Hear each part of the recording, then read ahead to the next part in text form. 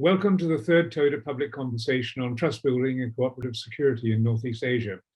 I'm Kevin Clements, director of the Toda Peace Institute, and I'm joined in this conversation by Professor Hugh, the Toda Senior Research Fellow and lead researcher on our trust building program.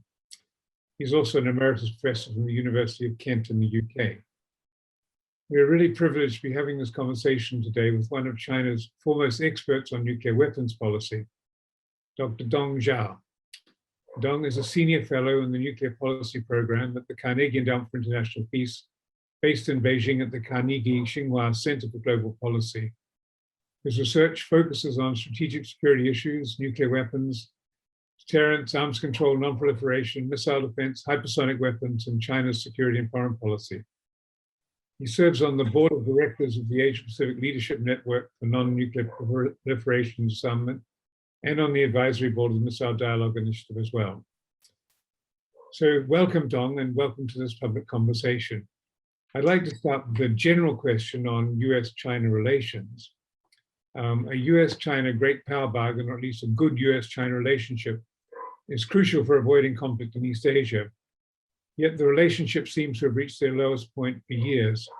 How do you see the bilateral relationship now, and how do you see it evolving in the future? Well, thank you so much, Kevin. Regarding your question about US-China relationship, it has reached their lowest point for years. And I think it is taking place when China itself is also undergoing profound changes domestically. Our current paramount leader, President Xi, clearly has a different worldview from the national leaders from other countries. And he is really reinforcing that worldview throughout the Chinese society and throughout the Chinese bureaucracy. And that has a tremendous impact on China's relationship with the United States and with the rest of the world.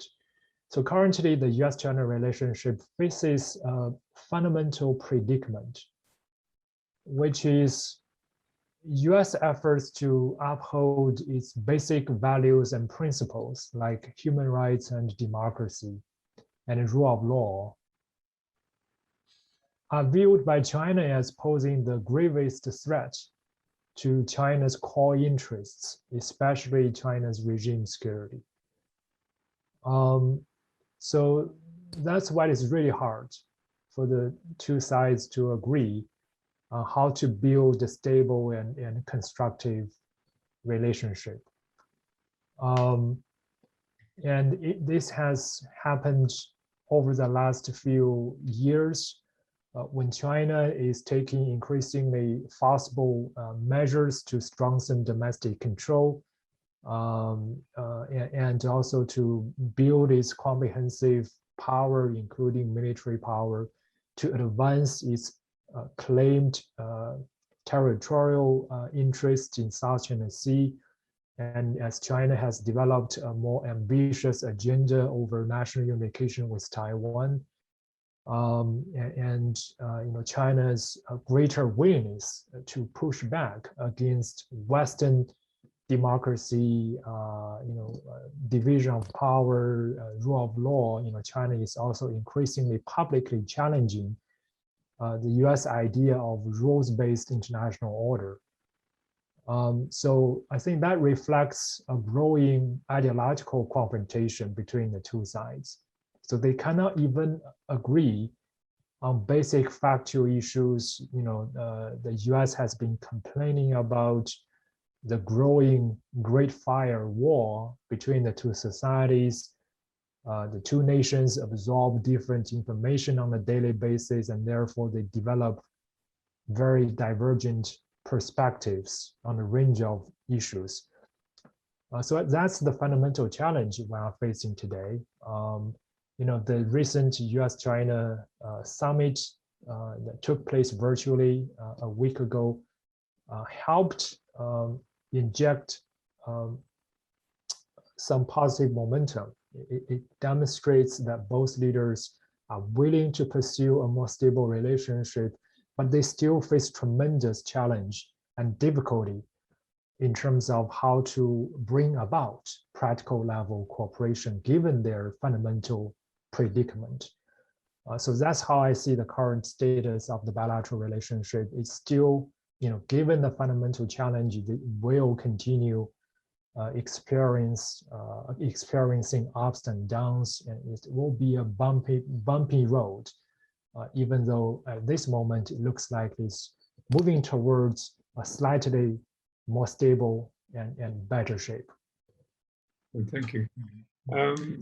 We've seen the Chinese-US collaboration at the COP conference. Do you think that something like climate change provides a sort of a superordinate goal that might, in fact, generate more cooperative relationships between the US and China? Yes. So given the unfortunate status of the bilateral relationship, climate change gradually becomes the most obvious area for bilateral cooperation. Both leaders show interest in promoting work in this area. The Chinese president has supported very strong domestic policies to promote green energy, to reduce China's reliance on coal and oil, and to promote transformation in China's domestic energy structure. So all those are very positive contributors to a stable bilateral relationship. The two leaders managed to make a joint declaration at the recent climate summit that shows that the two biggest powers can still work together in the global benefit. So I think we need to find better ways to implement the visions of the two leaders. A major challenge, however, comes from China's domestic constraints. When the government was trying to implement really tough policies to curtail the use of coal and oil, etc., the economy really got hurt. Especially in recent months, there was widespread shortage of electricity. There were blackouts taking place in cities, and that affected major factories. So I think that backlash really make Chinese leaders rethink their approach towards climate change. So even though there has been really important high-level commitment, I think the government will receive more and more pressure from the operational level players. Even some European countries have expressed concerns about China's electricity shortage that affects China's production and global supply chain, etc. So how to deal with these operational level challenges, I think is a major issue. But I think given the existence of high-level commitment, those issues should be resolvable for the foreseeable future. How much of the antagonistic relationship between China and the US is being determined primarily by the normal challenges of big power transition in East Asia and the world? Is this the primary source of mutual suspicion and mistrust? So what do you think would be needed, if that is an accurate diagnosis, what do you think is needed to build trust in this environment? Well, I mean, that's exactly how China sees the current international system. China acknowledges that there is growing troubles and frictions between itself and the Western world, especially the United States. And China attributes those troubles completely to changes in the international balance of power. And China thinks, all these are a result of the structural change in international balance of power, meaning China has been so successful in its economic model, in its governance model. China has been able to rise peacefully. But the fact that China has been rising is posing an inevitable challenge to the current dominant players, international system, especially the United States. They feel that China will be able to replace their predominant position in the international system. And if that is challenged, the Western countries would fear that their practical interests would be undermined down the road. So the Chinese theory is, all the troubles have nothing to do with China's, human rights practice, with China's policy over Xinjiang or policy over South China Sea or Taiwan. All these troubles are emerged because Western countries are really concerned about China's continuous rise. And they really wanted to preserve their predominance in the international system. So they are doing everything to slow down China's growth and development and to contain China's rise. And therefore, they use whatever tactics available to them to achieve that goal, including by demonizing China on human rights issues, etc. But all their accusations are purely made up in order to preserve their geostrategic objective. So that's the Chinese understanding about what is happening. And therefore, if all the issues are caused by the structural change in international balance of power, that gives China no incentive to reflect on its own policies, being it over Xinjiang or Hong Kong or Taiwan. And that gives China the observation that the real solution is to further facilitate this transition of power, to further change, to further shift the balance of international power more to China's favor.